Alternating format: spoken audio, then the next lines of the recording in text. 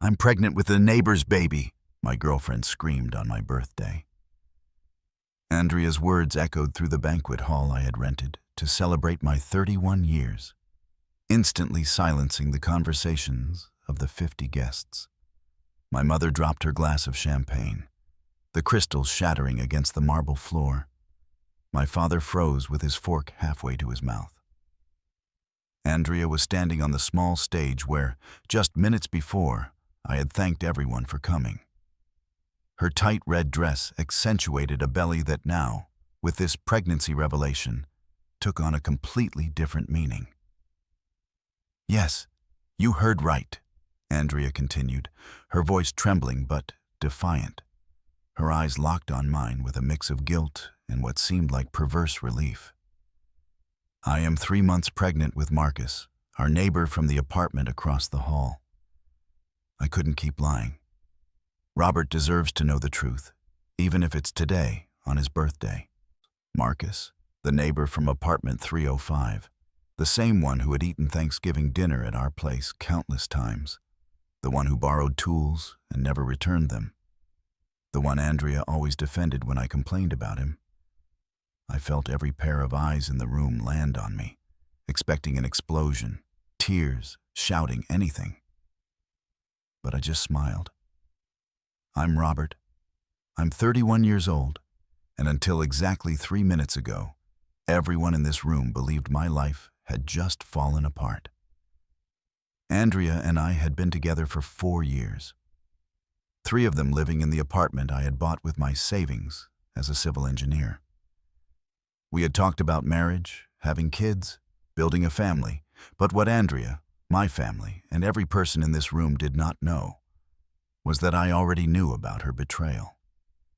What was about to be revealed in the next few minutes would change everything, not just for Andrea and me, but for every guest who had just witnessed my supposed public humiliation. 3 weeks ago, I had arrived home early after a work meeting was canceled.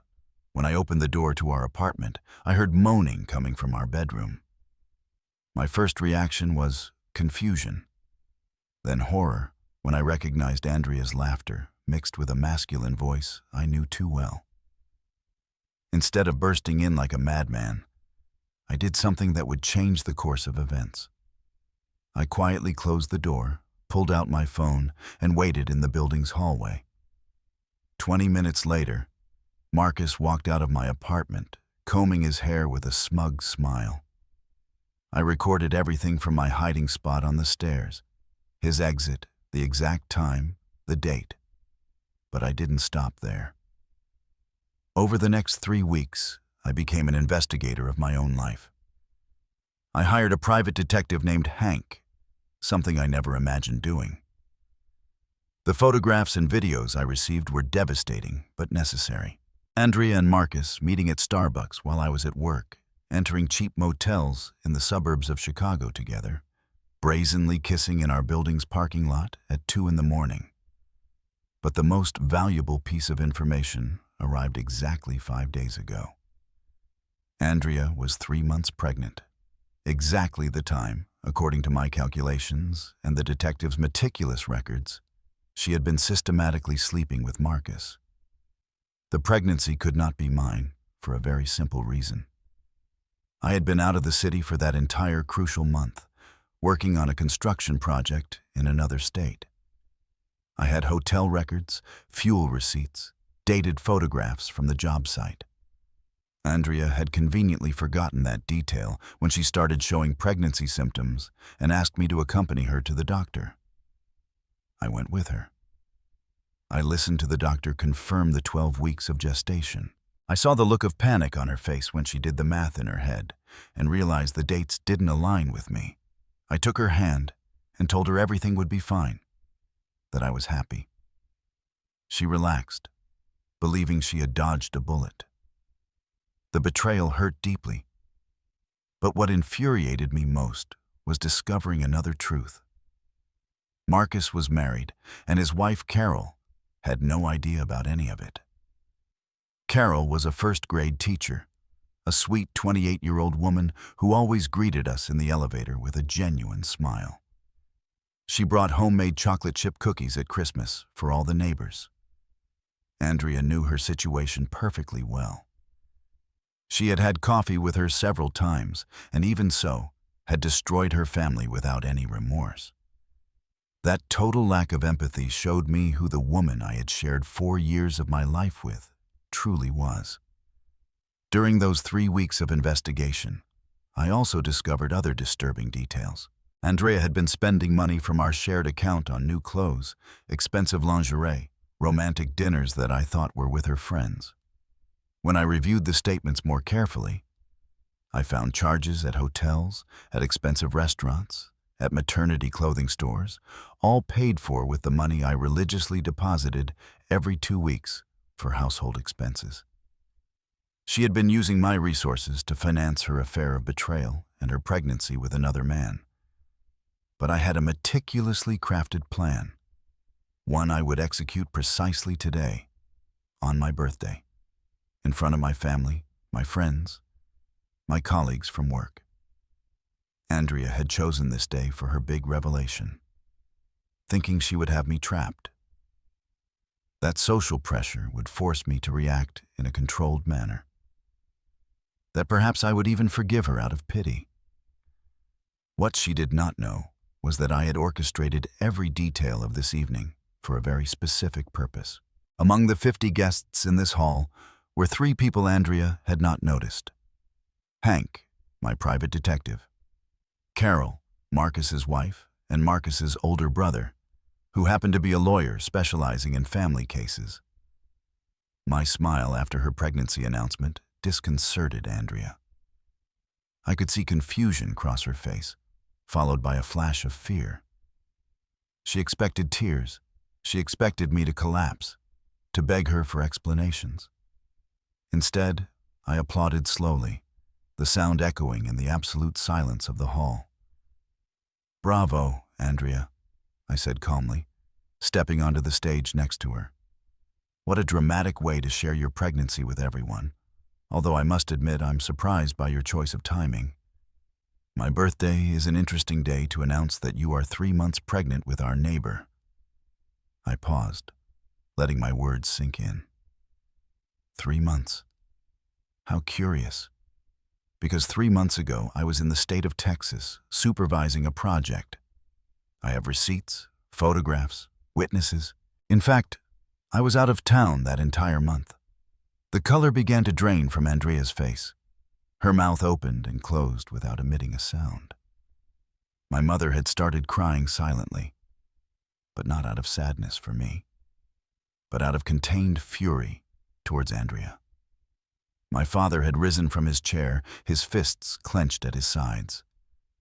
Murmurs began to fill the hall as the guests processed the information. "But don't worry, honey," I continued, taking my phone out of my jacket pocket. "I've had 3 weeks to process this betrayal. 3 weeks since I heard you with Marcus in our bed. 3 weeks investigating every detail of your affair." I projected my phone screen onto the hall wall using the projector I had installed specifically for this moment. The photographs began to parade.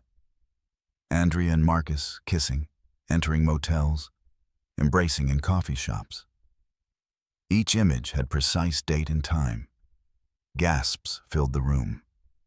Someone dropped a plate. I heard Andrea's mother sob, "It can't be," over and over again. But I wasn't finished. I searched the crowd until my eyes found Carol, who was standing near the door, her face a mask of horror as she watched the photographs of her husband with my girlfriend.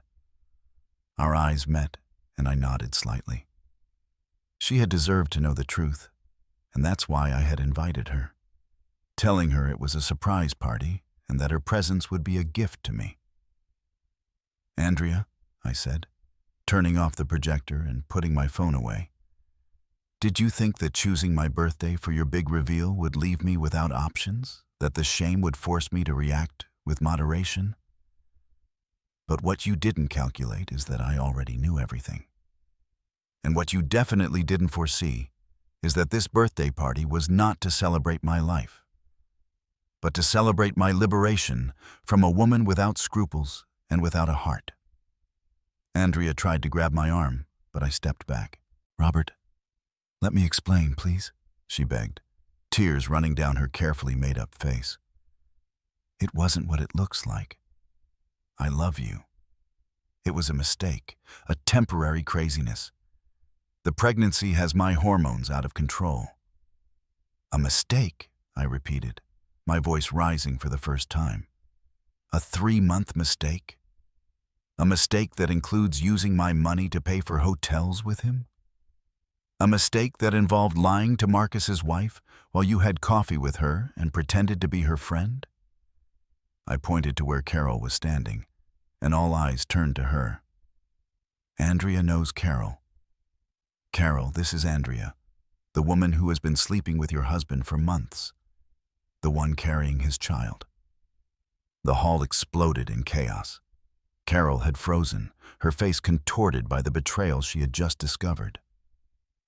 Andrea's parents got up from their table, her father looking furious, her mother crying hysterically. My friends began to surround me, offering support, some looking at Andrea with visible contempt. The festive birthday atmosphere had transformed into a public courtroom, where the betrayal and the pregnancy resulting from that betrayal were being judged in real time. But I still had one more card to play, the most important of all. I raised my hand, asking for silence, and gradually the room calmed down. "There's something else everyone needs to know," I announced, enjoying watching Andrea pale even more, if that was possible. "This apartment where Andrea and I live, the one she considers her home, is solely in my name. Every piece of furniture, every appliance, every plate, and every spoon was bought with my money. Andrea never contributed financially because I, like a lovesick idiot, insisted she save her salary for her personal expenses. And those personal expenses, I know now, included financing her romance with Marcus. So let me be very clear, Andrea. You have exactly 48 hours to remove all your belongings from my apartment. If you don't, I will leave your things on the street and change the locks. And don't bother looking for legal support, because this building has security cameras that recorded every single time Marcus entered and left my apartment while I was working." Andrea collapsed to the floor, sobbing uncontrollably.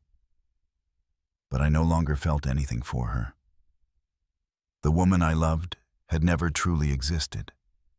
In her place was a liar, a traitor, someone capable of destroying not one, but 2 families for her own selfish pleasure.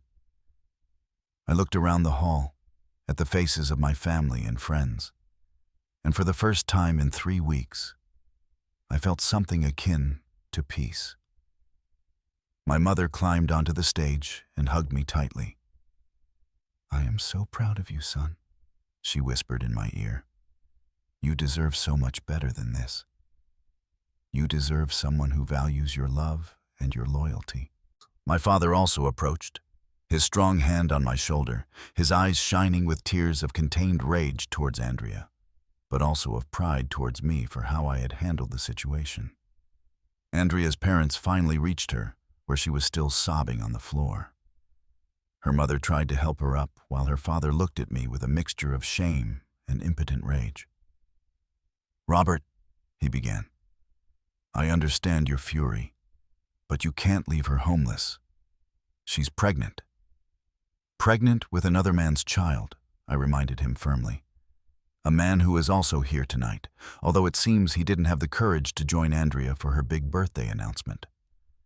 I looked towards the table where Marcus had been sitting throughout this scene. But his chair was empty. The coward had fled, probably the moment the photographs began to be shown. But Carol hadn't left. She approached the stage slowly, her posture rigid, her eyes red but dry. When she reached Andrea, who was now standing, supported by her mother, Carol spoke in a surprisingly firm voice. "We had coffee together last week. You told me that Marcus and you were just friendly neighbors. You advised me on how to handle my suspicions that he was being distant. You made me feel paranoid for distrusting my husband. And all this time, you were the reason for his distance. Andrea couldn't meet Carol's gaze. I'm sorry, she murmured weakly. I didn't mean to hurt you. It just happened. It didn't just happen, I replied. It was a conscious decision you made over and over again for 3 months. Every time you slept with him, every time you used my money for your encounters, every time you looked Carol in the eye and lied, you were choosing betrayal. And now you are carrying the product of all those choices. The DJ, who had remained in his booth throughout the drama, finally received my signal and began to pack up his equipment. The servers discreetly started removing the untouched food. The birthday party that was supposed to celebrate another year of my life had become the funeral of a relationship based on lies. And I was fine with that. More than fine, because while Andrea cried and her family tried to comfort her, while Carol walked away with dignity to face her own nightmare at home, while my friends surrounded me with unconditional support, I knew something no one else in that hall knew yet. The revenge I had just executed on my birthday was only the beginning of the consequences Andrea and Marcus would face for their betrayal and the pregnancy resulting from that betrayal. The days following my birthday were a whirlwind of contradictory emotions and calculated actions. Andrea had tried to call me exactly 37 times in the first 24 hours after the party. I blocked her number after listening to the first voicemail where she sobbed incoherently about the pregnancy, about how it had all been a misunderstanding, about how I was the love of her life. The lies kept flowing even in her desperation. I kept my word. Exactly 48 hours after my birthday, I hired a locksmith and changed all the locks on the apartment. Andrea had come the day before with her mother and 2 friends, picking up her belongings in a tense silence. I stayed in the living room the whole time, watching, making sure she didn't take anything that wasn't strictly hers. She tried to talk to me several times, but I simply pointed to the clock on the wall, reminding her that time was running out. Robert, please, her mother, Mrs. Evelyn, had begged at one point, approaching me while Andrea packed in the bedroom. I understand you're hurt, but this is too cruel. She's pregnant. She needs stability. You can't just throw her out on the street. Mrs. Evelyn? I replied with a calm that surprised even myself. Your daughter chose to sleep with a married man for 3 months. She chose to use my money to finance that betrayal. She chose to announce her pregnancy on my birthday, in front of my family and friends, seeking to humiliate me publicly. Each of those was her decision. The consequences are hers too. But the baby is innocent, she insisted, tears streaming down her cheeks. I agree, I said. The baby is innocent, but that baby has a biological father named Marcus, who is also married, by the way, and has responsibilities. I suggest Andrea direct her pleas to him, not to the man she repeatedly betrayed. Andrea's mother had no response to that. She walked away in silence, returning to the bedroom to help her daughter pack. When they finally left, carrying the last boxes, Andrea stopped at the door. She looked at me with swollen red eyes, her hand resting protectively on her belly where the child of her betrayal was growing. Someday you'll understand why I did this, she said in a broken voice. Someday you'll see that I am freeing you from a responsibility that wasn't yours. I already understand perfectly, I countered. You did this because you are selfish, because you thought you could have your affair and keep your comfortable life with me. What you didn't calculate was that I would discover the truth before you could manipulate the situation to your advantage. And now, you are paying the price for that betrayal. I closed the door in her face without waiting for a response. The sound of the new deadbolt sliding into place was deeply satisfying. I walked through the apartment, noticing the empty spaces where her things used to be. The closet with half the space free, the bathroom without her beauty products scattered everywhere. the kitchen without her special teacups. Instead of feeling sadness, I felt relief. I was reclaiming my space, my life, my dignity. But my revenge was just beginning. That night, I received an unexpected visit. Carol was at my apartment door, holding a tray with what looked like homemade food. Her eyes still showed the pain of betrayal, but there was something else now. Determination. "I hope I'm not bothering you," she said when I opened the door, her voice shy but firm. "I thought maybe you hadn't eaten well these days. I made lasagna. It's what I cook when I need to process difficult things." I invited her in. We sat in the living room, the tray of food between us, and for the first time since the birthday, we spoke openly and honestly about our respective betrayals. Carol had confronted Marcus the night of my party. He had tried to deny it at first, but the photographs and videos I had shown were irrefutable. He admitted everything, Carol told me, her hands trembling slightly as she held her teacup. He told me Andrea had seduced him, that she was the one seeking the encounters, that he had tried to resist, but couldn't, as if that made him less guilty. She laughed bitterly. "We were married for 5 years. 5 years of my life, with a man who turned out to be a liar and a coward." "I'm sorry," I said sincerely. "I never wanted you to find out that way."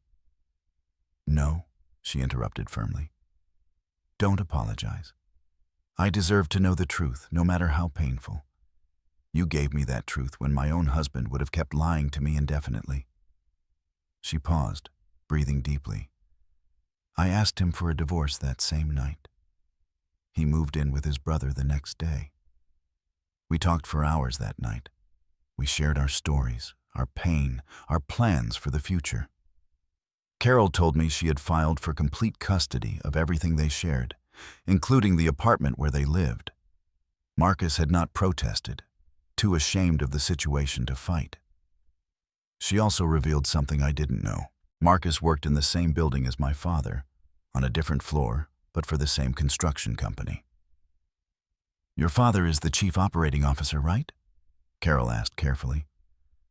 I nodded. "Marcus works in accounting. He's been there for 3 years." An idea began to form in my mind. Does Marcus know my father is his indirect boss? "I don't think so," Carol replied. "He never mentioned it, and I didn't make the connection either until after your birthday party, when your father formally introduced himself." That information was pure gold. The next day, I invited my father to lunch. We sat at his favorite restaurant, a quiet place where we could talk without interruption. After ordering, I got straight to the point. "Dad, I need to tell you something about Marcus, the neighbor," I began. My father frowned, clearly confused by the direction of the conversation. "He works at your company, accounting department. Marcus Fuentes."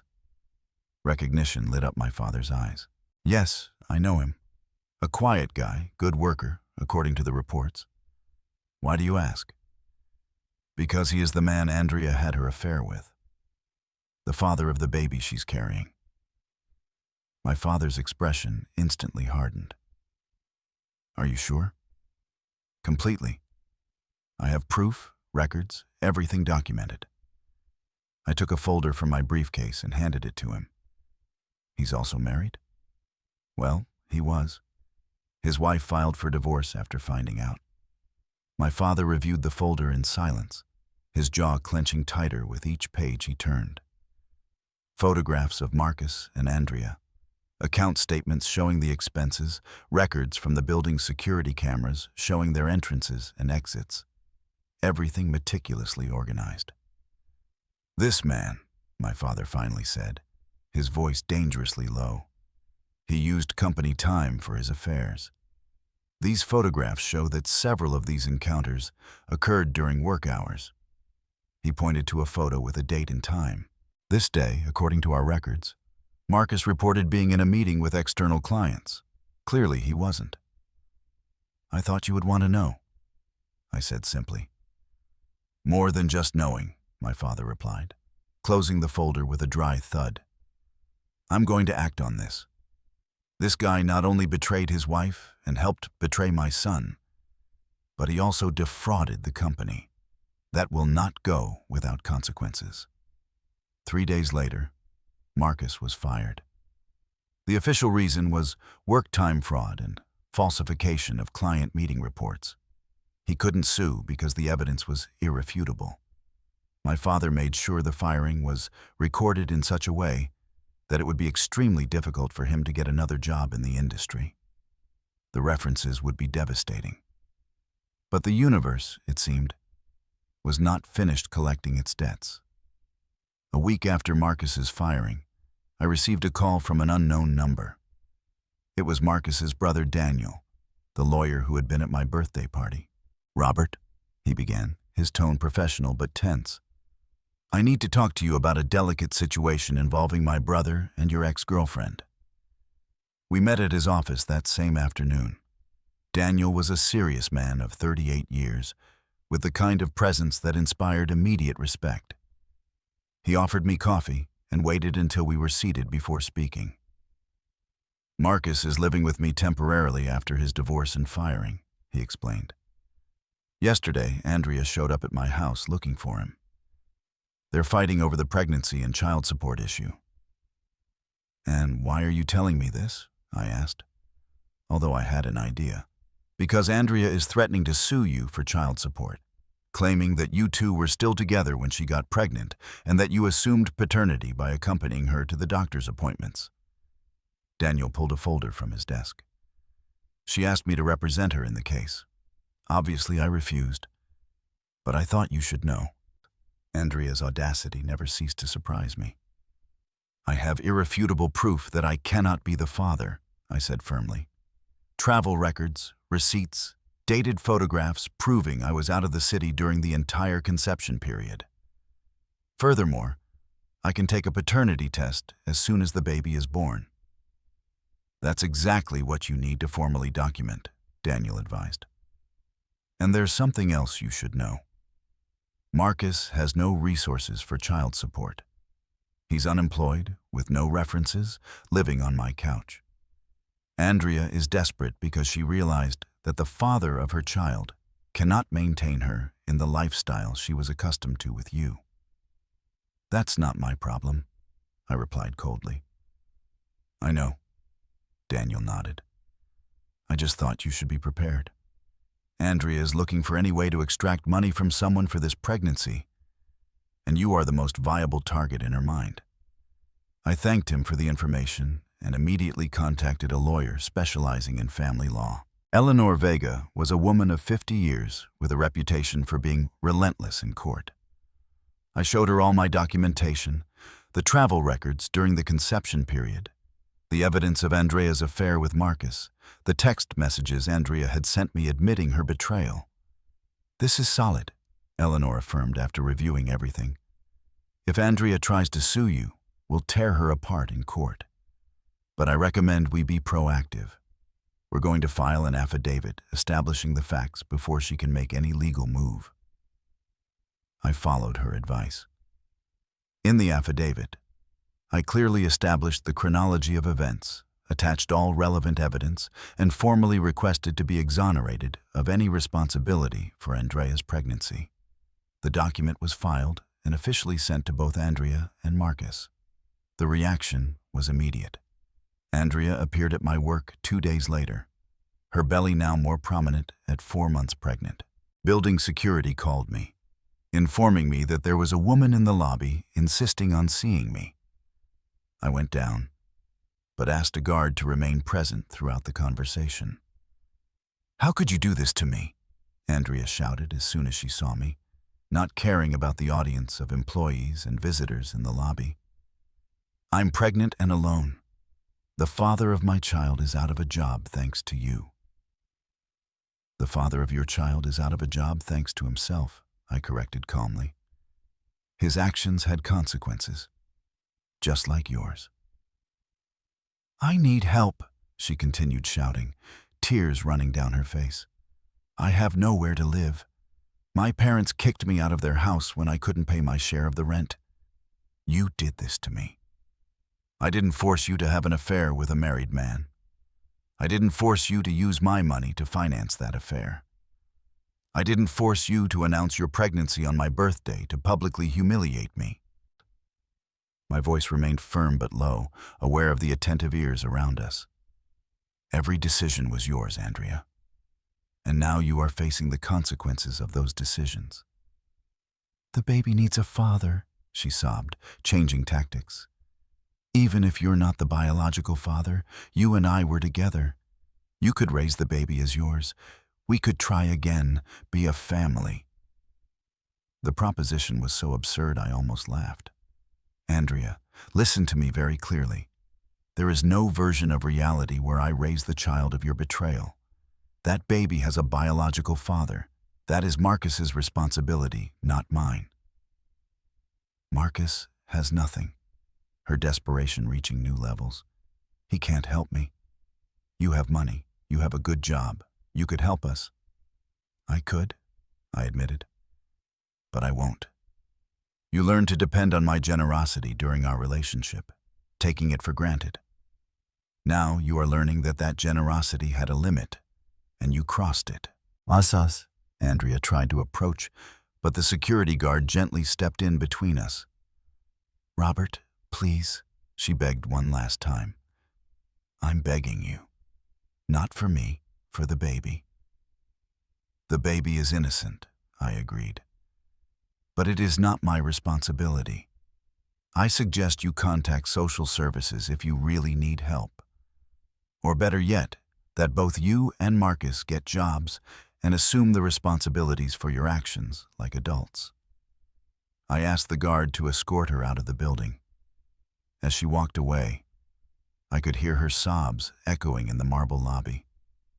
Some of my colleagues who had witnessed the scene looked at me with a mixture of pity and admiration. I went back to my office, my conscience clear. That night, my mother called me. Robert, Andrea's mother contacted me today, she said with a worried voice. She told me Andrea is going through a very difficult time. She's living with a friend, without a stable job, pregnant and alone. I know, Mom, I replied calmly. And although I understand it's a difficult situation, it's not my responsibility to rescue her. I know, son, my mother sighed. And I'm proud of you for standing firm. But Andrea's mother asked me to plead with you for help. She's desperate seeing her daughter in that situation. Mom, do you remember how you felt on my birthday when Andrea announced her betrayal and her pregnancy in front of everyone? My voice was soft but firm.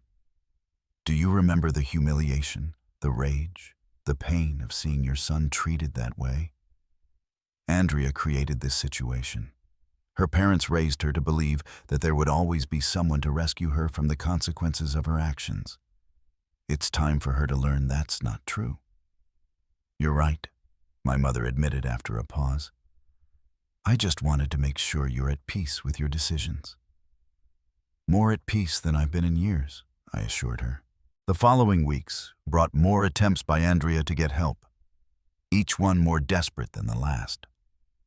She tried to contact my friends, who rejected her pleas.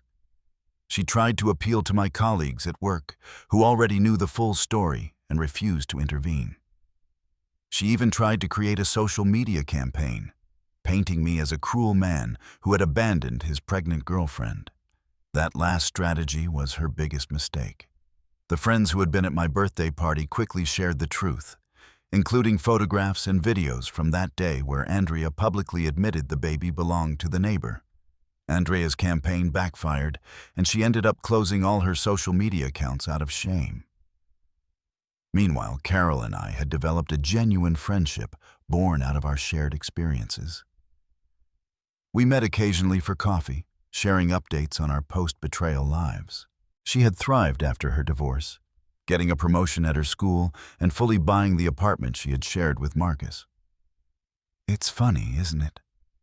Carol told me one day while we were having coffee on her balcony. How the worst experiences sometimes lead us to the best places. If Marcus hadn't betrayed me, I would still be in an unhappy marriage without even knowing it. I feel the same way, I admitted. Andrea showed me exactly who she was when she thought she had me trapped.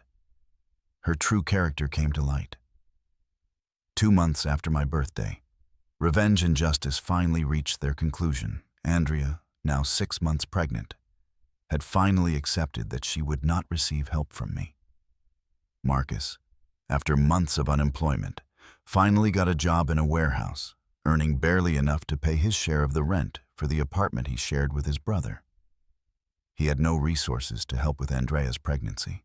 Andrea's family, deeply ashamed of her actions, had given her an ultimatum: get a job and contribute to family expenses or find her own way. Andrea had chosen to move back in with them, accepting their conditions. And I, freed from the burden of a relationship built on lies, had begun to rebuild my life with a clarity of purpose I had never had before. 3 months after that life-changing birthday, I began to notice something interesting. The revenge I had executed had not left me bitter, but liberated. While Andrea struggled with her pregnancy and the consequences of her decisions, I had begun to thrive in ways I never imagined possible when I was with her. My work had improved dramatically. Without the constant distraction of worrying about shared expenses, Andrea's lies, or the toxic dynamic of our relationship, my performance had noticeably increased. My boss, the engineer Charles Smith, had called me into his office one Tuesday afternoon. "Robert, I've noticed a significant change in your work these last few months," he began, sitting across from me with a folder in his hands. "The projects you've supervised have finished ahead of schedule and under budget. Your reports are more detailed. Your team speaks highly of your leadership." He paused, smiling. "I want to offer you the management of the new project in the Northern District. It's our biggest contract of the year, with a budget of $5 million. It comes with a salary increase of 40% and a team of 15 people under your command." I accepted without hesitation. That night, I celebrated with my parents and my younger brother, David, who had been especially supportive throughout my separation process. My mother made my favorite food, and my father raised his glass in a toast. "To my son," he said with evident pride in his voice, "who proved that integrity and hard work always win over betrayal and lies." "I'm proud of the man you are, Robert." My father's words meant more than he probably knew.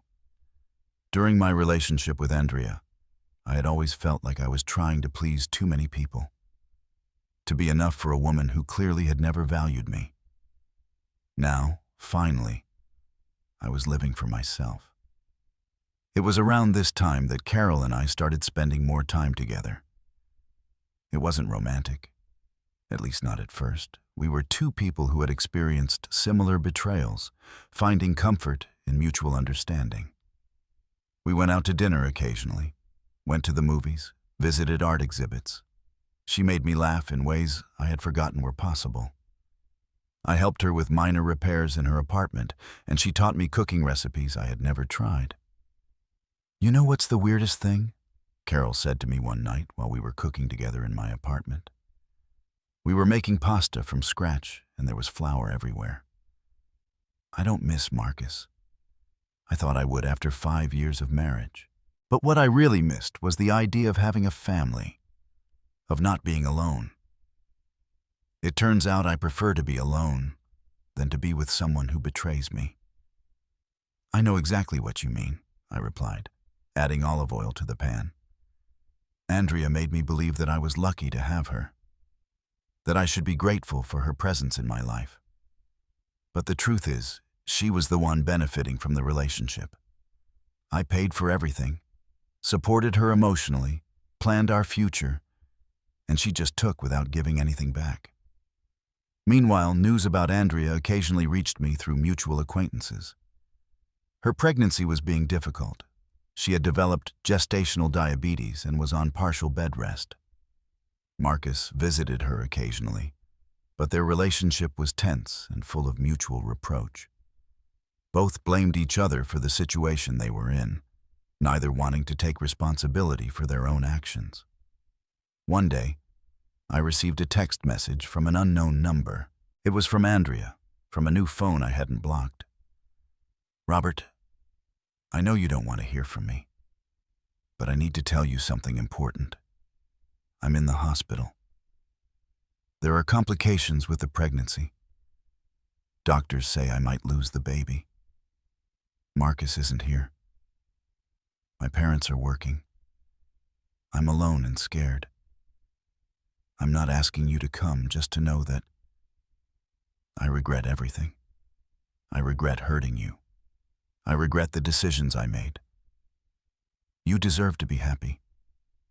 I read the message 3 times. A part of me, the part that had loved Andrea for 4 years, felt a pang of concern. But the stronger part, the part that had been betrayed and humiliated, knew that this was not my battle to fight.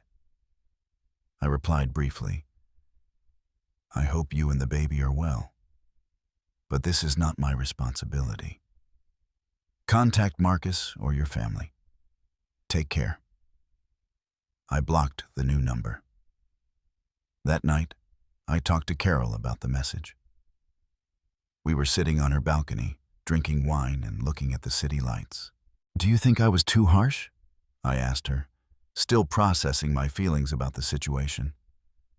"No," Carol replied firmly. "Andrea is using the pregnancy as emotional manipulation. If it were a truly serious emergency, she wouldn't be texting you. She would be focused on her health and her babies. This is another attempt to get your attention, your compassion, your help." She was right, of course.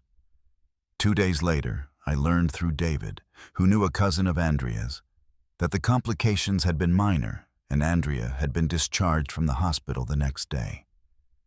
The text message had been exactly what Carol predicted: a manipulation attempt.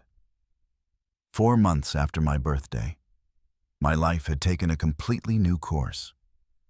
The project in the Northern District was progressing magnificently. My team was efficient and dedicated. Clients were impressed with our progress, and I was earning more money than I had ever dreamed of earning at my age. I decided to reinvest part of that money in myself. I hired a personal trainer and started going to the gym regularly. I lost the weight I had gained during the stressful years of the relationship with Andrea. I bought new clothes, better quality than I used to wear. I started taking Spanish classes on weekends, something I had always wanted to do, but Andrea had dismissed as unnecessary. "You look different," my mother commented one Sunday during family lunch. "Lighter? Happier? It's like you've regained something you had lost." "I regained my life," I replied simply, "and this time, I'm living it on my own terms." It was during this period of personal rebirth that things with Carol began to change. We had gone to an art exhibition one Saturday afternoon, followed by dinner at a small but elegant restaurant. As we walked back to our cars, she slipped on the wet pavement. Instinctively, I held her, and for a moment we remained motionless, my arms around her waist, her hands on my chest, our faces inches apart. "Thank you," she whispered, but didn't immediately pull away. "You're welcome," I replied, not letting go either. The kiss that followed was soft, tentative, full of unspoken promises and future possibilities. When we finally separated, both of us were smiling. "This might complicate our friendship," Carol said with a mischievous smile. "Or it could improve it," I replied. We decided to take things slow. Neither of us wanted to rush into a new relationship after our traumatic experiences, but there was something genuine between us, built on mutual understanding, respect, and an emotional connection that neither of us had experienced in our previous relationships. Meanwhile, Andrea had given birth prematurely at 36 weeks of pregnancy. A girl, I learned, weighing 5 pounds, 8 ounces, and having spent a week in neonatal intensive care before being discharged. Marcus had been present at the birth, but according to the rumors that reached me, his relationship with Andrea was more that of resentful co-parents than a loving couple. Andrea had tried to contact me again after the birth, sending photographs of the baby through her mother's phone. I blocked that number too. I didn't feel malice towards the girl, but I also didn't feel any connection or responsibility. That baby had biological parents who needed to assume their responsibilities.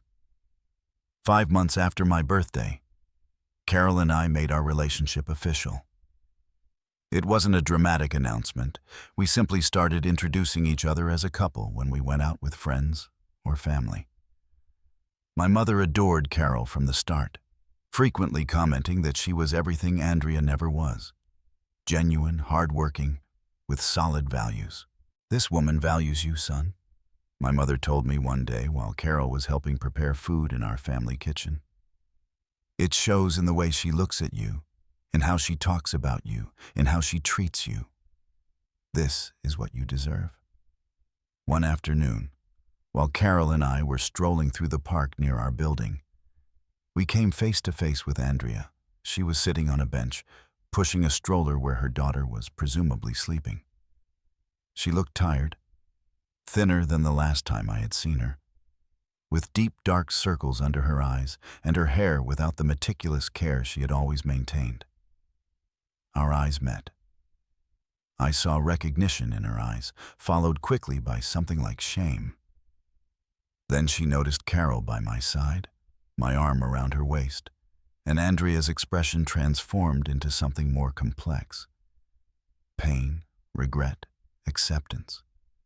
Carol squeezed my hand, a silent gesture of support.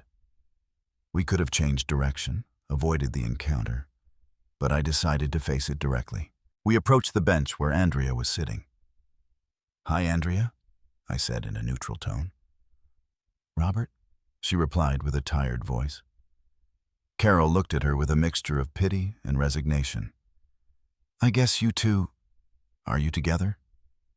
"Yes," Carol confirmed without apology in her voice. "We've been officially together for 3 months."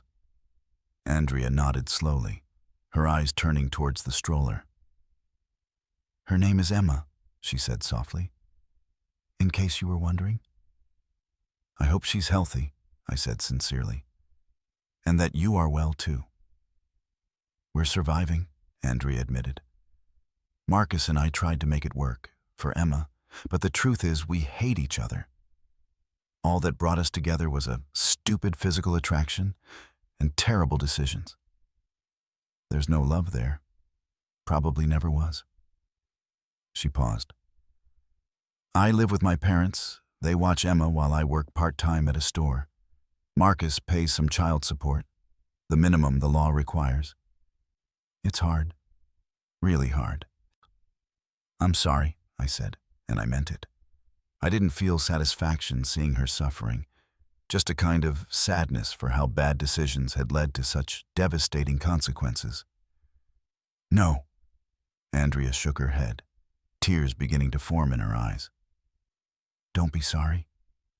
This is what I deserve. Every difficult night with Emma, every fight with Marcus, every moment I struggle to pay my bills is the consequence of my own actions. I chose to betray you. I chose to destroy my life and Carol's. I chose to humiliate you on your birthday." She looked directly at Carol. "And I chose to lie to you and destroy your marriage. There's no excuse for any of it." Carol remained silent for a moment. Then she spoke in a surprisingly gentle voice. "I hope you learn from this, Andrea. I hope your daughter grows up with a mother who understands the value of honesty and integrity. I hope you find a way to be happy eventually, but a happiness built on solid foundations, not on lies and betrayal." "Thank you," Andrea whispered, "and congratulations. You two look good together. You look happy." She paused. "Robert, I regret everything. I know it doesn't mean much now, but it's true. You were a good man, and I was a fool for not valuing you. Take care, Andrea, I said finally. And take care of Emma. She deserves the best of you. We walked away, leaving Andrea on that bench with her daughter. An image of the consequences of betrayal and lack of values. Carol and I walked in silence for several minutes before she spoke. Are you okay? She asked. Surprisingly, yes, I answered honestly. Seeing her like that didn't give me satisfaction, but it didn't make me feel guilty either. It simply made me grateful that I'm no longer in that situation, that I found something real with you. That night, Carol and I talked about the future for the first time in a serious way. Not about marriage or children yet. It was too soon for that. But about building a life together, about trusting each other, about creating a relationship based on honesty and mutual respect. I'm scared, Carol admitted while we were lying on my couch, watching a movie. Scared of being betrayed again. Scared that this will end badly.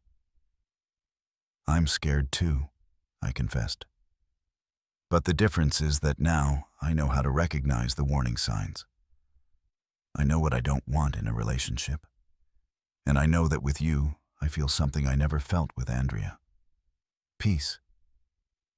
Peace, Carol repeated, testing the word. Yes, that's exactly it. I feel at peace with you.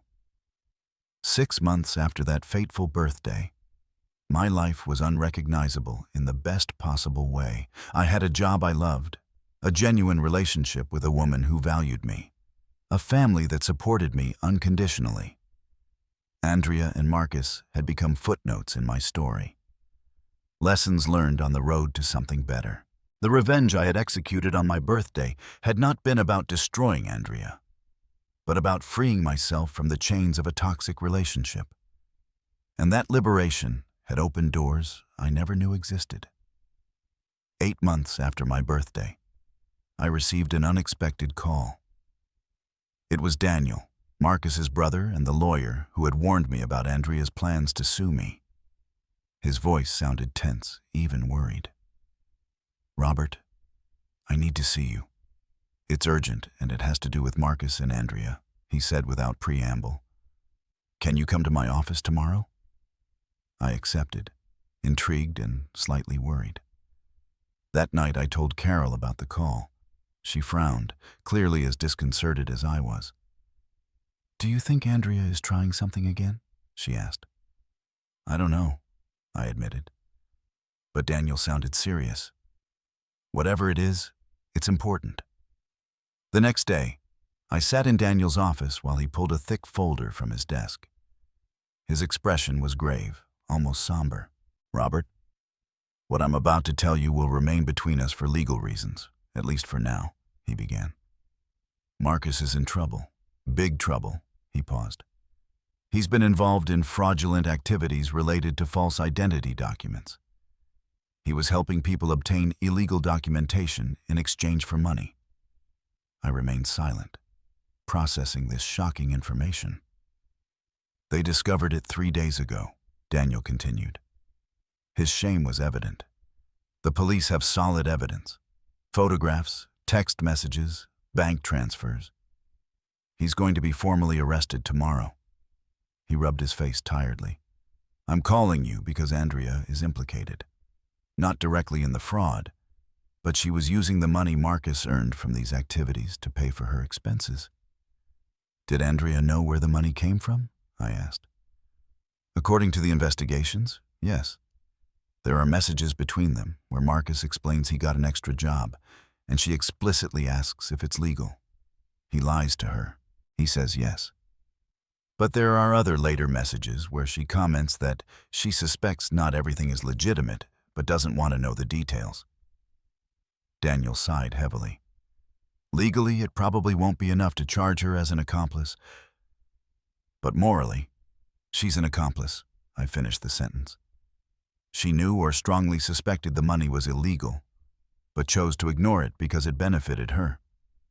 Exactly, Daniel confirmed. And here's where this affects you directly.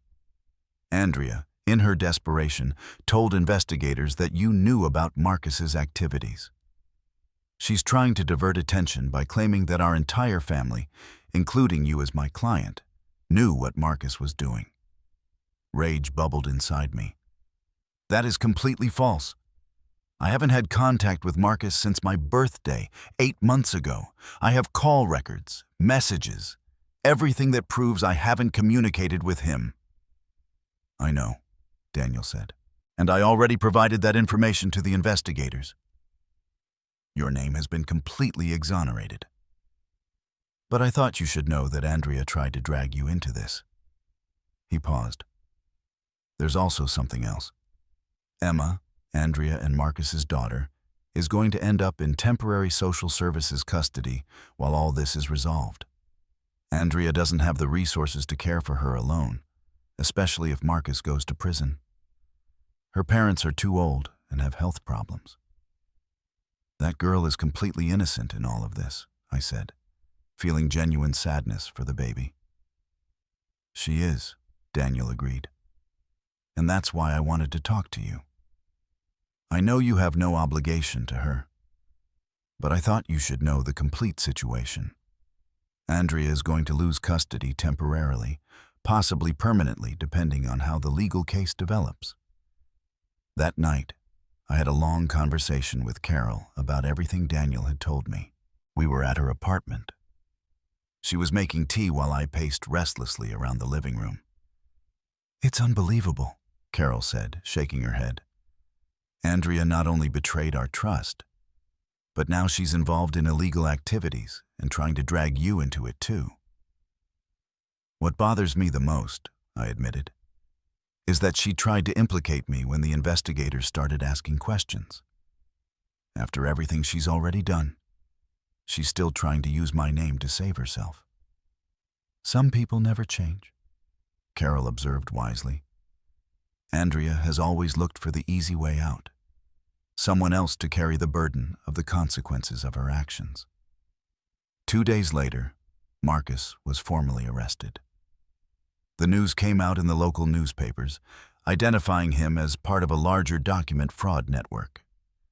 Daniel resigned as his lawyer, citing conflict of interest and family shame. Plus, Marcus got a public defender who, according to Daniel, advised him to accept a plea deal in exchange for a reduced sentence. Andrea, meanwhile, was facing her own problems. Social services had initiated an investigation into her fitness as a mother. The fact that she had been spending money she suspected was illegal, combined with her unstable housing situation and lack of stable employment, painted a worrying picture. Emma was temporarily placed with a foster family. "This is your fault," Andrea screamed at me over the phone one night, having gotten my number through some mutual acquaintance. "If you had helped me when I asked, none of this would have happened. My daughter would be with me. But no, you had to be cruel and vindictive." "Andrea," I replied with a calm that surprised even me, "you chose to ignore that Marcus was earning money illegally. You chose to benefit from criminal activities. You chose to try to implicate me in the police investigation. Every one of those was your decision. I have nothing to do with the consequences you are now facing." "You're a monster," she sobbed. "My baby is with strangers because you wouldn't help me." "Your baby is with social services because her father is a criminal and her mother is an accomplice to illegal activities," I corrected firmly. "I hope you find a way to get her back. But it won't be by blaming me or anyone else for the consequences of your own actions." I hung up and blocked the number of whoever had lent her the phone. Carol, who had heard the whole conversation, hugged me tightly. "Don't let her manipulate you," she whispered. "You know none of this is your responsibility." "I know," I replied. But I had to admit that Andrea's words still affected me. Not because I felt guilt, but because it was painful to see how far someone I had once loved had fallen. Marcus's trial was quick. He accepted the plea deal and was sentenced to 3 years in prison, with the possibility of parole after 18 months if he showed good behavior. During the process, it came to light that he had been involved in the fraud for almost a year, starting shortly after losing his job at my father's company. When I was fired, Marcus declared in court, according to newspaper reports, I was desperate. I had Andrea pregnant, no income, and a brother who let me live on his couch out of pity. Someone contacted me about this job, and I accepted without thinking about the consequences. The declaration was pathetic in its attempt to justify his actions. Marcus, like Andrea, always sought to blame others for his own decisions. I was fired for my own inappropriate conduct at work. Andrea got pregnant because of our own actions. The consequences were our responsibilities, but neither of them wanted to assume them. While Marcus began his prison sentence, Andrea lost temporary custody of Emma.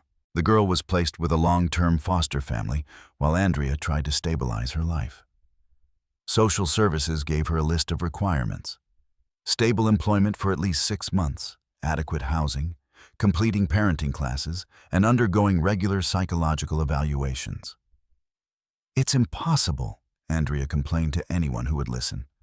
How am I supposed to get a stable job when I have to attend all these classes and evaluations? How do I pay for housing without a job? It was a vicious circle, certainly. But it was a circle she herself had created with her decisions. My sympathy had limits, especially after she had tried to implicate me in a criminal investigation.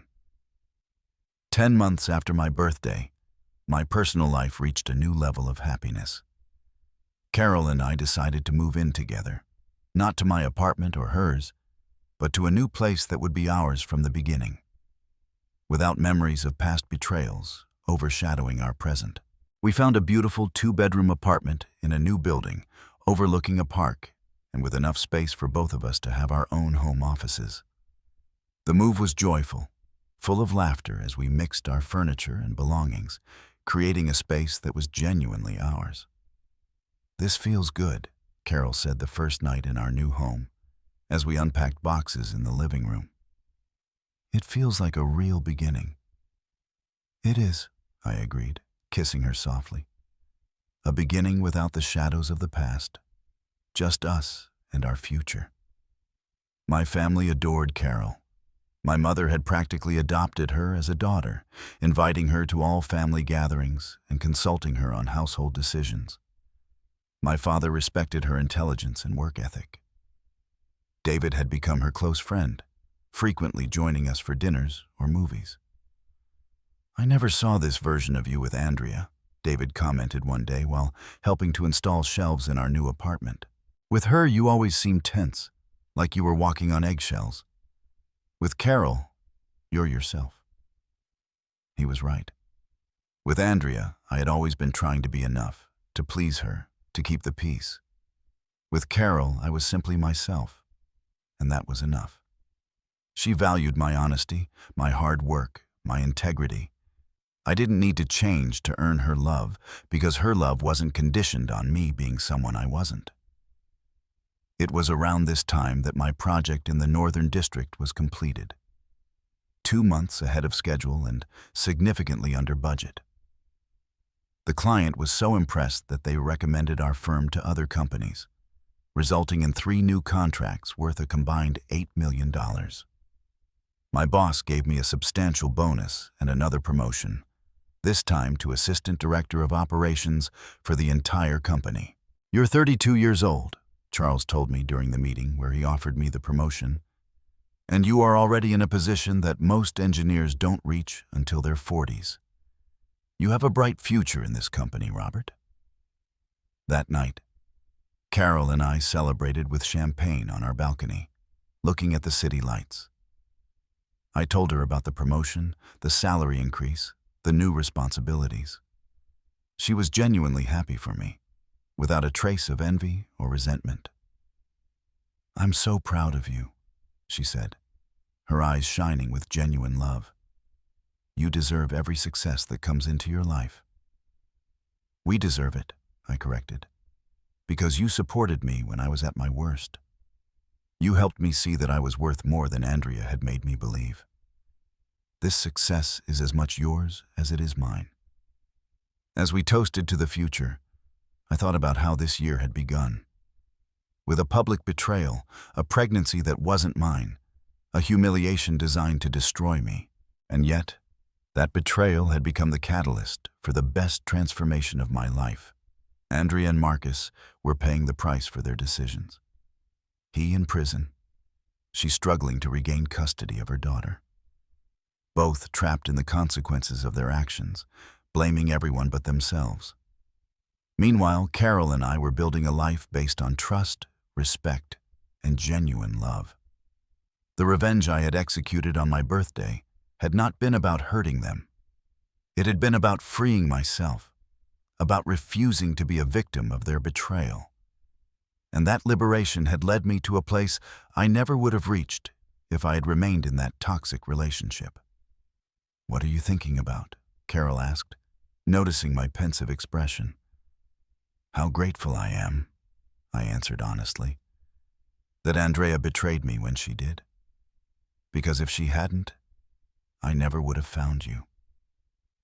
Carol smiled, tears of happiness forming in her eyes. Sometimes the worst things that happen to us are the ones that lead us to the best places. We toasted again, sealing that truth. The road had been painful. The betrayals had been devastating. But in the end, the sweetest revenge had not been seeing Andrea and Marcus suffer. It had been living well, living happily, living free. A year after that life-changing birthday, I received an unexpected invitation. It was from Andrea's parents, Evelyn and Richard, asking me to meet them at a neutral coffee shop. The message was polite but urgent, and although my first instinct was to refuse, curiosity won. I told Carol about the invitation. She frowned, clearly worried. "Do you think it's safe?" she asked. "What could they want after all this time?" "I don't know," I admitted. "But I think I need to close this chapter completely. If there's something they need to say, I'd rather hear it and be done with this once and for all." Carol insisted on accompanying me, waiting at a nearby table in case I needed support. I appreciated her presence as I sat across from Evelyn and Richard at that coffee shop one Saturday morning. Andrea's parents looked significantly aged since the last time I had seen them. Evelyn had more gray hair, deep wrinkles around her eyes. Richard looked tired, defeated in a way I hadn't seen before. "Thank you for coming, Robert," Evelyn began with a trembling voice. "I know you didn't owe us this meeting, but we needed to talk to you." "I'm listening," I said simply, keeping my tone neutral. Richard took a sip of his coffee before speaking. "Andrea lost permanent custody of Emma 2 weeks ago. Social services determined that she couldn't provide a stable environment for the girl. Emma was adopted by the foster family who had been caring for her. The news impacted me more than expected. I'm sorry for Emma," I said sincerely. "That girl didn't deserve any of this." "No, she didn't deserve it," Evelyn agreed, tears beginning to run down her cheeks. "And we couldn't take her either. Our age, Richard's health problems, our financial situation. Social services said we weren't viable candidates." "Andrea is devastated," Richard continued. "She tried to appeal the decision, but her history, her complicity with Marcus's activities, her economic instability, there is no realistic hope of her getting her daughter back." I waited, knowing they hadn't yet reached the real purpose of this meeting. Evelyn leaned forward, her hands trembling around her teacup. "Robert, we came to ask for your forgiveness. Not for Andrea. She needs to ask for her own forgiveness. We came to apologize for how we treated you during your relationship with our daughter, for not seeing how she was using you, for not intervening when we should have." "We knew," Richard admitted with a broken voice. that Andrea wasn't contributing financially to your relationship. We knew you paid for everything. And instead of teaching her responsibility, we also depended on you to take care of her. When she needed extra money, we suggested she ask you. We raised her to believe that there would always be someone to rescue her from her own decisions. Evelyn sobbed openly now. We terribly spoiled her. After the death of our first son, Andrea became our everything. We gave her everything she wanted. We never taught her about consequences or responsibility. And now she is paying the price for our bad parenting.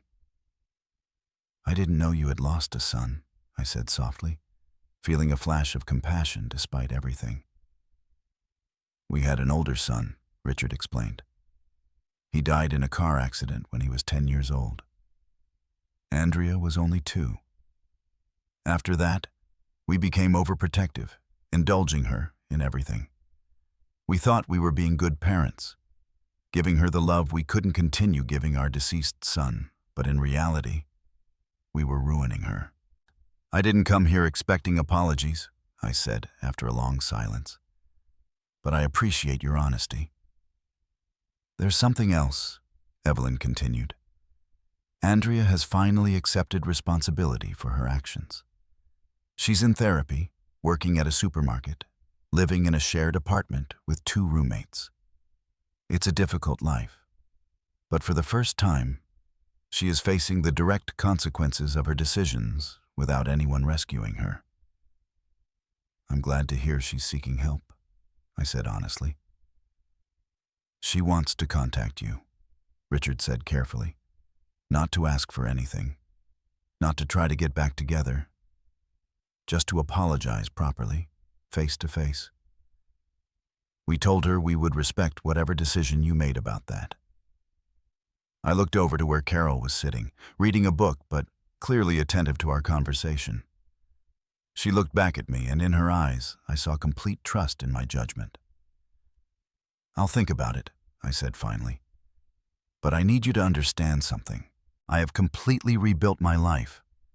I have a wonderful relationship with an incredible woman. I have a successful career. I have peace of mind. I'm not willing to risk any of those things. We completely understand, Evelyn assured me. And if you decide you don't want to see Andrea, we will respect that decision without resentment. After we said goodbye, Carol and I walked through the nearby park, processing the conversation. What are you going to do? She asked, taking my hand. I think I need to see her one last time, I admitted. Not for her, but for me, to completely close this chapter. Do you want me to go with you? Carol offered. No, I replied after thinking about it. This is something I need to do alone. But knowing you're there when I finish means everything to me. A week later, I met Andrea at the same park where I had seen her with Emma months ago. She arrived punctually, dressed in simple clothes, without the elaborate makeup she had always worn. She looked younger that way, more genuine, but also deeply tired. Thank you for coming, she said when we sat on a bench. I know you didn't owe me this. Your parents came to see me, I explained. They told me about Emma, about your therapy, about how you're trying to change. Andrea looked down at the ground, her hands clasped in her lap. I lost my daughter, Robert. The child who was born of my betrayal, my lies, my selfishness. And now she's with a family who can give her what I never could. Stability, genuine love, a safe home. Tears began to stream down her cheeks. It's the best thing for her, I know. But it hurts in ways I never imagined possible. I'm sorry, I said sincerely. No parent should lose their child. I didn't come here looking for sympathy, Andrea continued. I came to tell you something I should have said a long time ago. I'm sorry. I'm sorry for betraying you. I'm sorry for using your generosity. I'm sorry for announcing my pregnancy that cruel way on your birthday. I'm sorry for trying to implicate you in the police investigation about Marcus. Every one of those actions was inexcusable, and I've spent the last year facing the consequences of all of them. I appreciate the apology, I said after a moment. But you need to understand something, Andrea. Your apology doesn't change anything that happened. It doesn't erase the pain you caused. It doesn't get back the time I lost in a relationship based on lies. I know, she nodded. I don't expect your forgiveness. I just needed you to know that I finally understand the magnitude of what I did. My therapist helped me see that I always blamed others for my problems, that I never took real responsibility for my actions. But now I have no choice but to do so. We stayed in silence for several minutes, watching families play in the park, children laughing, parents chasing them, the image of a normal life that Andrea had destroyed for herself. "How is Carol?" Andrea finally asked. "She's fine," I replied. "We're fine. We live together now, building a life that is genuine and honest." "I'm glad," Andrea said, and surprisingly, she sounded sincere. "She deserves to be happy. You deserve to be happy." She made a pause. I have a lot of work to do on myself before I can even think about being happy." "I hope you succeed," I said honestly. "I hope you find a way to live with your decisions and build something better from the wreckage." "Will you ever be able to forgive me?" she asked in a small voice. I thought about it carefully before answering. "I don't know, Andrea. Maybe someday. But forgiveness doesn't mean forgetting, and it definitely doesn't mean we'll ever have any kind of relationship again. It just means that I let go of the rage, that I don't allow your betrayal to keep affecting my present." "It's more than I deserve," she whispered. We said goodbye cordially, but with no promises of future meetings. As I walked back to my car where Carol was waiting for me, I felt something I hadn't felt all year: complete closure. Carol hugged me when I told her about the conversation. "How do you feel?" she asked. "At peace," I answered honestly. "Completely at peace." Andrea finally took responsibility, and I was finally able to close that chapter without rage or resentment. That night, Carol and I had a serious conversation about our future. We had been living together for 2 months, and every day confirmed that this relationship was different from anything either of us had experienced before. "I've been thinking," Carol began as we prepared dinner together, "about us, about the future, and I want you to know that I'm ready to take the next step when you are." I looked at her, understanding perfectly what she meant. "I've been thinking about that too," I admitted, "about commitment, about marriage, about building a family together." "There's no rush," she said quickly. "I just wanted you to know that when the time is right, I'll be ready." "The right time is now," I replied, surprising her. "Carol, we've been through hell, and we came out the other side stronger. We know the worst of relationships because we lived it. And even so, we choose to be together. We choose to build something better. That's more valuable than any perfect, unscarred romance." Carol had tears in her eyes. "Are you saying what I think you're saying?" "I don't have a ring yet," I admitted with a smile. "But yes, I'm telling you I want to marry you. I want to build a life together officially, legally, forever." We kissed, sealing this promise of the future. A year ago, I had been at the lowest point of my life, publicly humiliated on my birthday. Now, I was at the highest point, with a woman who genuinely loved me, committed to building a future based on honesty and mutual respect.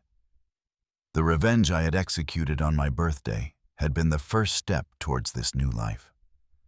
But the real victory had not been seeing Andrea and Marcus suffer consequences. It had been discovering that I deserved better, that I could demand respect, that I could build an extraordinary life without settling for scraps of affection. 2 years after that birthday that marked the end of one stage and the beginning of another, I found myself in the same banquet hall where everything had changed. But this time, the atmosphere was completely different. There was no betrayal in the air, no public humiliation waiting. There was only love, family, and genuine celebration. Carol and I had gotten married 6 months ago in an intimate ceremony with our closest family and friends. Now we were celebrating my 33rd birthday, but also another important announcement. Carol was 3 months pregnant. "It's ironic, isn't it?" Carol whispered to me as we toasted with juice instead of champagne, her hand resting protectively on her belly that was just beginning to show. 2 years ago, in this very place, Andrea announced her 3-month pregnancy. And now we're here, announcing ours. "The difference," I replied, kissing her forehead, "is that this baby is born of true love, of a relationship built on honesty and respect. This baby will have 2 parents who value each other, who face problems together, who will never resort to betrayal." My mother was radiant, hugging Carol and crying tears of happiness. "My first grandchild," she said over and over again. "I can't wait to meet this baby." My father shook my hand tightly, his eyes shining with pride. David was already planning to be the best uncle in the world. Life had blessed me in ways I never imagined possible. My career had continued to flourish. I was now director of operations for the company, supervising projects in 3 different states. The previous year had been the most successful in the company's history, and much of that success was attributed to my leadership. Carol had prospered too. She had been promoted to academic director of her school, implementing innovative programs that had won national recognition. Together, we were a powerful team, supporting each other in our careers while building a solid family life. News about Andrea occasionally reached me, mainly through mutual acquaintances. She had kept her job at the supermarket, gradually advancing to shift supervisor. She was still in therapy, working on rebuilding her life piece by piece. She had tried to contact Emma's adoptive family to establish some kind of visits, but they had rejected the request. Emma was now 2.5 years old, and her adoptive parents wanted to protect her from the instability Andrea still represented. Marcus had been released from prison after 18 months with good behavior. According to Daniel, his brother, Marcus was working in a factory, earning the minimum wage, living in a tiny apartment. He had tried to establish visitation rights with Emma, but like Andrea, he was rejected. The adoptive family didn't want the girl to be exposed to a father with a criminal record. I sometimes wonder if they think about how their decisions in one moment changed everything. Carol commented that night as we prepared for bed in our bedroom. An impulsive affair resulted in an unplanned pregnancy, the loss of their jobs, criminal activities, the loss of their daughter. All for what? People like Andrea and Marcus never think about the long-term consequences, I reflected. They live in the moment, taking what they want without considering the real cost. And when the consequences arrive, they look for someone to blame instead of looking in the mirror. "Meanwhile, we are expecting our first child," Carol said, smiling as she lay next to me, "in a house we bought together, in a relationship built on solid foundations." The difference is notable. We had bought a small but cozy house in a family neighborhood 3 months ago. It had a yard where our child could play, an extra room we were already converting into a nursery, and enough space to grow as a family. Every decision we made was joint. Every expense was discussed. Every future plan was built together. One Saturday morning, several months later, while Carol and I were shopping for baby things, we ran into Andrea at the mall. She was alone, dressed in her supermarket uniform, clearly on her lunch break. Our eyes met across the crowd. For a moment, I considered simply continuing to walk, avoiding the encounter completely. But Carol squeezed my hand and nodded towards Andrea. "Say hello," she said softly. "Show her she no longer has power over you." We approached. Andrea saw us coming, and I could see the moment she noticed Carol's pregnant belly. Something passed over her face. Pain, perhaps, or sadness, but also something akin to acceptance. "Hello, Robert." "Carol," she said with a voice that sounded more mature than the last time we had spoken. "Congratulations on the baby." "Thank you," Carol replied with genuine grace. "How have you been?" I asked, surprised that I actually cared about the answer. "Better," Andrea admitted. "Day by day, therapy is helping. I still think about Emma constantly, but I'm trying to accept that she's better off where she is. Her adoptive parents send photos twice a year. She just turned 3 years old. She's beautiful." Her eyes filled with tears, but she held them back. "Someday when she's older, maybe she'll want to meet me. Until then, I can only work on being a person who deserves to be known." "I'm glad to hear you're doing that work," I said sincerely. "You two look happy," Andrea observed. "Really happy. Not the fake happiness I tried to project. Real happiness." "We are," Carol confirmed. Andrea nodded, looking at her watch. "I need to get back to work. But before I go, I want you to know something. I look at you and I see what I should have valued, what I should have protected. I don't envy you, but I do admire you. You built something beautiful from the ashes of our betrayals." She paused. "I hope your baby grows up knowing how much he or she is loved by parents who truly love each other." We said goodbye cordially. As Andrea walked away back to her job, Carol turned to me. "She has changed," she observed. "She really has changed." "Suffering has transformed her," I agreed. "But that change came too late to save what she destroyed. Emma has a new family. Marcus is building his life without her, and us. We are here, waiting for our own child." 3 months later, on a quiet spring morning, our son was born. Matthew Andrew, weighing 7 pounds, 11 ounces, with Carol's eyes and my dark hair. When I held him for the first time, I felt a love so overwhelming I could barely breathe. "This is the true ending of that story," I whispered to Carol as she rested in the hospital bed, Matthew asleep in her arms. "It didn't end with revenge or with seeing Andrea and Marcus suffer. It ended with this, with love, with family, with a future built on truth." My family filled the hospital room that afternoon. My mother couldn't stop holding Matthew. My father took photographs incessantly. David was already planning to teach him soccer as soon as he could walk. Carol's parents had traveled from their hometown, bringing homemade food and unconditional love. This was my family now. Not perfect, but genuine. Not without problems, but honest. Not built on appearances, but on real affection. 2 years after Matthew's birth, I received a letter in the mail. It was from Andrea.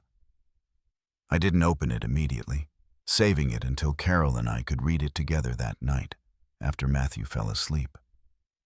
The letter was brief, but significant. Andrea wrote that she had completed her therapy program, that she had been promoted to manager of her store, that she had started dating someone new, someone who knew her whole story and accepted her anyway. She wrote that Emma, now 5 years old, had sent her first drawing. The adoptive family had finally allowed limited supervised contact, recognizing that Andrea had done the work of genuinely changing. "I'm not writing seeking your forgiveness or your approval," the letter ended. "I'm writing to say thank you. Your refusal to rescue me, your insistence that I face the consequences of my actions, was the best thing anyone could have done for me. It forced me to grow, to change, to become someone who can look in the mirror without shame. I hope your family is as happy as it seems. You deserve it. You both deserve it. I folded the letter and put it away in a drawer. It wasn't a reconciliation. It wasn't the beginning of a friendship. It was simply the final recognition that we had all moved on, that we had all learned the lessons that life had taught us in painful ways. Now, 5 years after that birthday, when everything changed, I find myself reflecting on the entire journey. Andrea shouting about her pregnancy with the neighbor at my party, my calm smile when I revealed that I already knew, the consequences that unfolded for everyone involved. Carol and I now have 2 children. Matthew is 3 years old, and our daughter Luna just turned 6 months. We live in our house with the yard where the children play. We work in careers we love. We support each other, unconditionally. Andrea rebuilt her life from scratch, but she never got back what she lost. Emma is legally the child of another family now, although Andrea can see her occasionally. Marcus works quietly in his factory, paying the debts of his mistakes. The revenge I executed on my birthday 5 years ago was not about destroying Andrea. It was about refusing to be a victim, about demanding respect, about establishing that I had value regardless of how others treated me. And the most important lesson I learned: sometimes, the worst betrayals lead us to the best places. If Andrea hadn't betrayed me, I never would have met Carol. If that birthday hadn't exposed the truth, I might have continued in a toxic relationship for years more. The consequences of actions are real. Andrea lost her daughter. Marcus lost his freedom and his reputation. Both spent years rebuilding lives they had destroyed by impulsive and selfish decisions. But I gained a life I never would have had if I had stayed with Andrea. I gained a wife who values me, children who will grow up seeing a marriage based on mutual respect, a career that thrives because I have peace of mind. When I look back at that birthday, I no longer feel rage. I feel gratitude. Gratitude because Andrea freed me by showing her true character. Gratitude because I had the strength to demand better. Gratitude because life led me exactly to where I needed to be. Tonight, as Carol sleeps beside me as I listen to the baby monitors transmitting the soft breathing of our children, I smile, remembering that smile I gave when Andrea shouted her betrayal. That smile wasn't one of pain or shock. It was one of liberation, of knowing that I was finally free. And 5 years later, that freedom turned into the most extraordinary life I could have imagined. Have you ever found that a painful betrayal ended up being the push you needed towards something better? Robert's story shows us that sometimes the worst experiences lead us to the best places. Decisions have real consequences. Andrea lost her daughter for choosing betrayal over honesty, while Robert built a genuine family by demanding the respect he deserved. What do you think about how Robert handled the situation? Do you think Andrea truly changed, or just learned to pretend? Leave your opinion in the comments, and if you made it this far, don't forget to like and subscribe to the channel. Your support means a lot. Thank you for joining me in this story.